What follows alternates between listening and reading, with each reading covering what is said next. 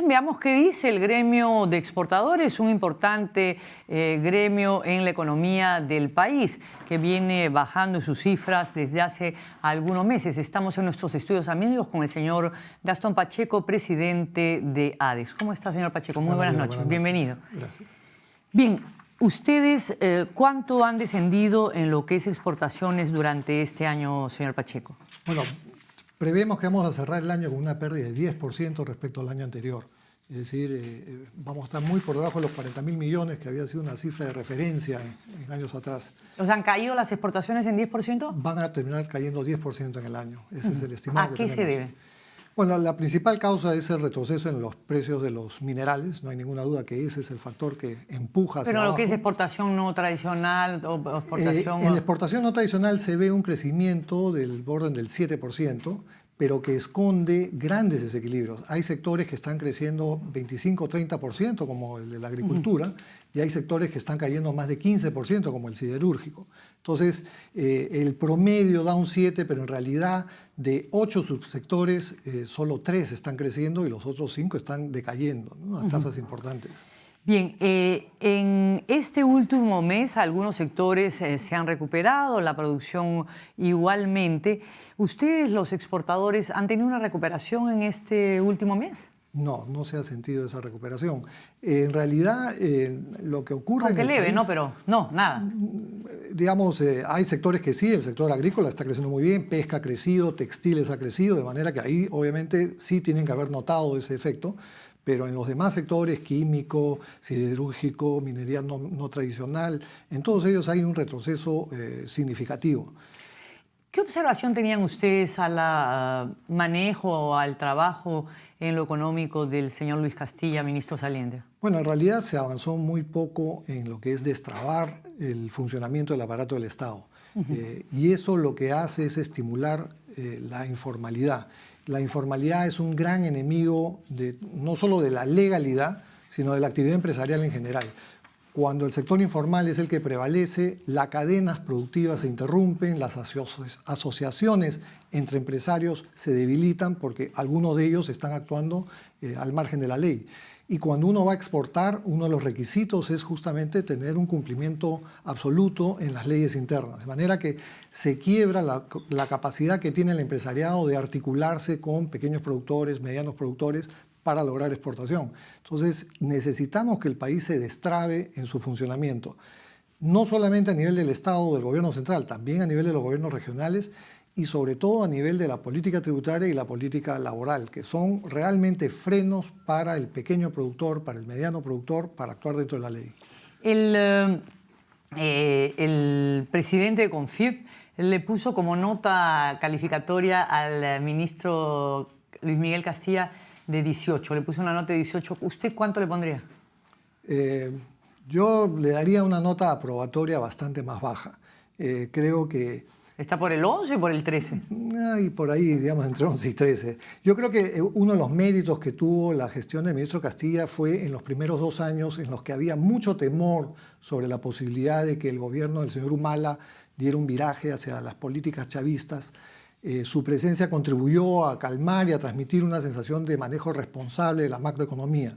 Y creo que eso ha sido muy valioso, muy útil.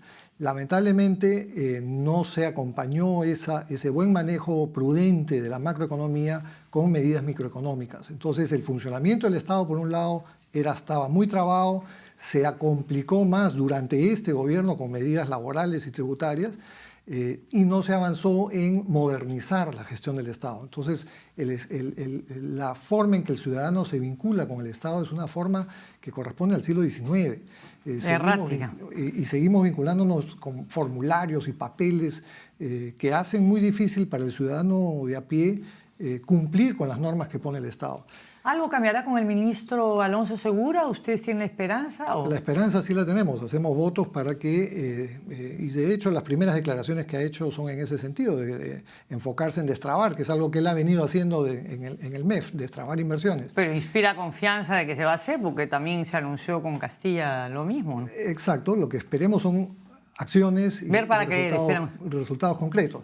Sí le damos el voto de confianza de inicio porque creemos que es un profesional serio, solvente, con buena experiencia, de manera que hay que contribuir a que su gestión sea eficiente porque es en beneficio de todos los peruanos. Pero ha dicho que va a continuar, que va, digamos, más o menos ir por la misma ruta. ¿Qué esperarían ustedes que haya de distinto, de novedoso, de característico, que identifique su gestión?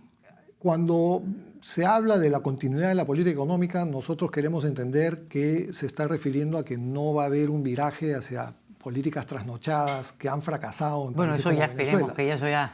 Creemos que ya está superado. Así y es. justamente creemos que no es suficiente. O sea, seguir pensando en que no se van a hacer cosas torpes no es suficiente para garantizar lo que el país necesita, que es una mayor eficiencia del Estado y un accionar conjunto con el sector privado. ¿Qué medida esperaría en este paquete reactivador que ha anunciado como un enunciado, pero que no sabemos qué contiene? También lo ha dicho el presidente Ollanta-Humala. ¿Qué esperarían ustedes, los exportadores no tradicionales, sobre este paquete de medidas? Nosotros consideramos que hay dos ejes sobre los cuales se tiene que trabajar profundamente. Uno es el tributario y el otro es el laboral.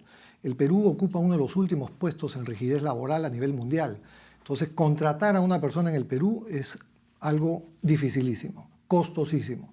Muy pocas empresas lo pueden hacer y eso es lo que se observa en la realidad. La mayoría de los empleados activos en el Perú están en la informalidad.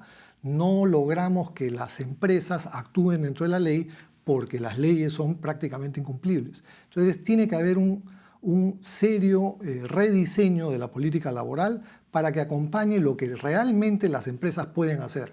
No solo las grandes empresas, que obviamente sí cumplen estas leyes, tienen estándares internacionales y no tienen problema en cumplirlas, pero la mediana y la pequeña se van quedando rezagadas y el único camino que les queda es o vender sus propiedades, vender sus negocios a empresas más grandes o pasarse a la informalidad. ¿Y en el campo tributario qué esperan?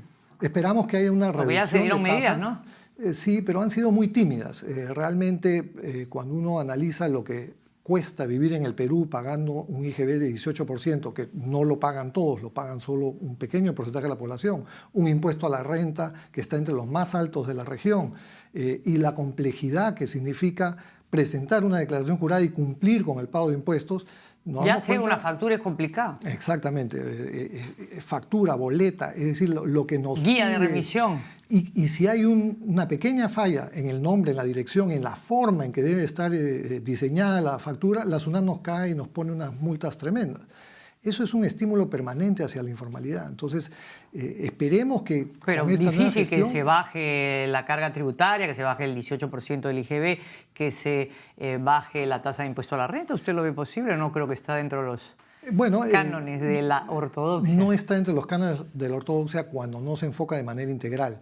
Lo que estamos haciendo nosotros es corretear a un pequeño grupo de contribuyentes, exprimiéndoles y sacándoles sus últimos recursos, cuando en realidad de lo que se trata es de ampliar la base para que justamente los ingresos del país, los ingresos ¿Se ha ampliado la base tributaria? No, muy poco, muy poco. Continuamos dándole vueltas a las mismas empresas de siempre. El número de contribuyentes, la forma en que está distribuida la recaudación sigue siendo la misma en los últimos años. Ahora, el ministro Segura ha dicho lo peor ya pasó. ¿Usted cree que es así? ¿Lo peor ya pasó? Ojalá sea verdad. Nosotros creemos que falta mucho por hacer. No quisiéramos que el crecimiento esperado sea producto de los volúmenes que se esperan en minería. No es esperable que los precios internacionales de los minerales vuelvan a recuperarse. Eso es lo que ha dicho ayer el ex primer Salomón Lerner, que en el 2015 no va a haber una recuperación de los precios de los minerales, ergo este crecimiento esperado de 6% no llegará a 4 o 4,5. La apuesta es a que los volúmenes, debido al ingreso de grandes proyectos de cobre como Toromocho, van a entrar en funcionamiento. Hay la expectativa también de obras muy grandes como el Gasoducto del Sur, que tiene efectivamente un impacto muy grande. El problema es que nos olvidamos de las pequeñas inversiones, la que hace el ciudadano, que son 3 millones de unidades productivas llamadas pymes. Esas están al margen de todos estos grandes proyectos, se benefician de manera indirecta. Entonces necesitamos que el crecimiento sea protagonizado por estos 3 millones de unidades productivas, no solo por grandes empresas, no solo por grandes proyectos. Y la forma de lograrlo es incorporar a estas pequeñas empresas, a estas unidades productivas, al sector legal, que cumplan con normas que sean cumplibles. No ¿Cuál es el estimado para ese próximo año?